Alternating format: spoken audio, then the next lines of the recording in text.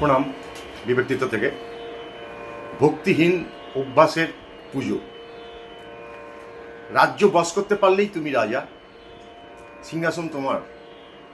যুদ্ধ জয় করেছ, তুমি বীর যোদ্ধা। কিন্তু তুমি তোমার দুর্দান্ত মনটিকে বসে আনতে পারো, তাহলে তুমি ওই রাজা, ওই মহাবীর যোদ্ধার থেকেও শ্রেষ্ঠ। তুমি যে তখন বীরের বীর, মহাবীর। এই সুন্দর কথাটি বলেছেন তুলসীদাস তার এক দোহাতে। রাজা করে রাজ্য বশ, যোদ্ধা করে রণজয়ী। আপনা মনকো বশ করে সো, সবকো সেরা ওই।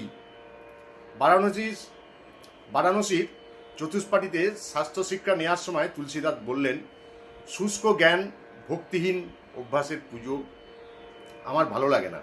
যদি গোটা কতক তুলসীর মালা গলায় ধারণ করলে জগদীশ্বর হরিকে লাভ করা যায়, তাহলে আমি গলায় তুলসীর একটা কুঁদা ধারণ করি, অথবা তুলসীর একটা ঝাড় গলায় ঝুলিয়ে রাখি।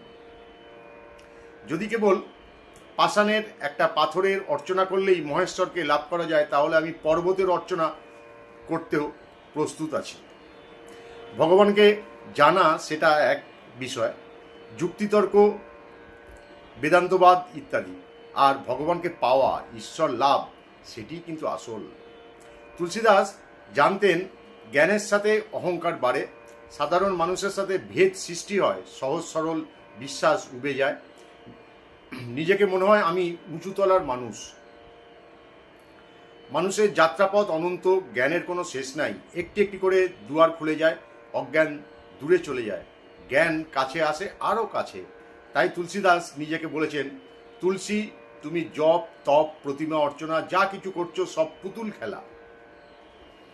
ভগবান যদি তোমার পাশে এসে বসবেন, ভগবান যেদিন তোমার পাশে এসে বসবেন,